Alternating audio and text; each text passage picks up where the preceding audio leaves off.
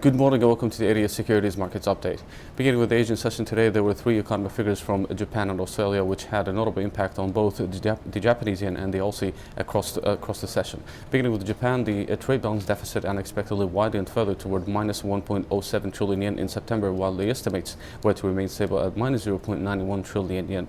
And this is the biggest deficit in 3 months, as the exports increased by 6.9%, while the imports increased by the most in 3 months by 6.2%.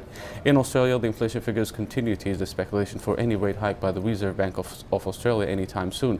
The quarterly CPI increased by 0.5% in the third quarter of this year, while the estimates were to rise by 0.4%. However, and most importantly, the trimmed mean CPI slowed down to 0.4% in the third quarter of this year, comparing to 0.8% in the second quarter, while the estimates were to slow down slightly towards 0.6% only, and this is also the lowest reading since the second quarter of last year. The Aussie continued to decline sharply towards 0.8740s in Asia. However, the pair recovered back to 0.8790s so far. However, also the bearish outlook remains unchanged. As for the European session today, all eyes will be on the Bank of England MPC meeting minutes today. The estimates are to vote anonymously in favor to keep the asset purchases facility on hold or unchanged, while the official bank rate votes may show that 2 members are supporting a rate hike or a sooner rate hike, and the rest may vote in favor to keep the current policy or the current rate on hold. There is no economic figures during the European session today, but it's important to mention that there are some rumors that the ECB has planned to buy corporate bonds, which could be announced in a December meeting. However, the ECB denied these reports yesterday. However, the US or the euro remained under pressure, reaching as low as 1.2710 in Asia.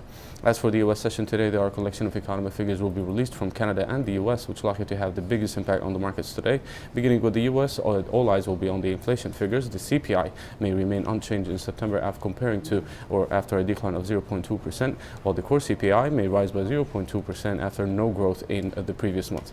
In Canada, the retail sales may rise by 0.1% in August, comparing to a decline of the same rate of 0.1% also in July, while the core retail sales may rise by 0.2% after a sharp decline of 0.2% also the month before. Finally, the Bank of Canada rate decision will be released at 14 GMT time.